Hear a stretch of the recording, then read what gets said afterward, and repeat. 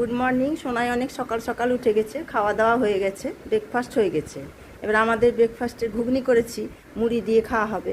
ওই জন্য ও ঘুগনি খেতে ভালোবাসে, তাই এবার ওকে একটু ঘুগনি দিয়েছি, বসে বসে খাচ্ছে।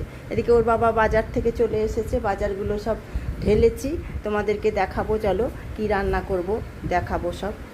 দেখো বাজার আমি ঢেলে নিয়েছি, কি কি বাজার এনেছে হয়তো আমি এত বলতেই পারবো না। দেখো ওল, মূলো, বাঁধাকপি, এতে আছে আলু, পেঁয়াজ, ভেন্ডি, করলা, লেবু, কাঁচা কলা, পেঁপে, এদিকে আছে আদা, গাজর, আর হচ্ছে মিষ্টি কুমড়ো, তারপরে কাঁচা লঙ্কা, ধনে পাতা, বেগুন, আর এই দেখো নিয়ে নিয়েছে কাতলা মাছ। এই হয়েছে আজকের বাজার। হ্যাঁ, এবার তোমরা বলো আমি কি কি রান্না করব। এই সবজি তো আমাকে রেখে দিতে হবে, এই সবজি রেখে দিয়ে যখন ফুরাবে 4 দিন 5 দিন 6 দিন যতদিন যাবে যাবে, তারপরে সব ফুরাবে মাছ সবজি, তারপরে আবার বাজার যাবে। ঠিক আছে, আমি তাহলে রান্না করে ঘুরে আসছি, তখন আবার সোনাইকে খাওয়াবো, তখন দেখা হবে।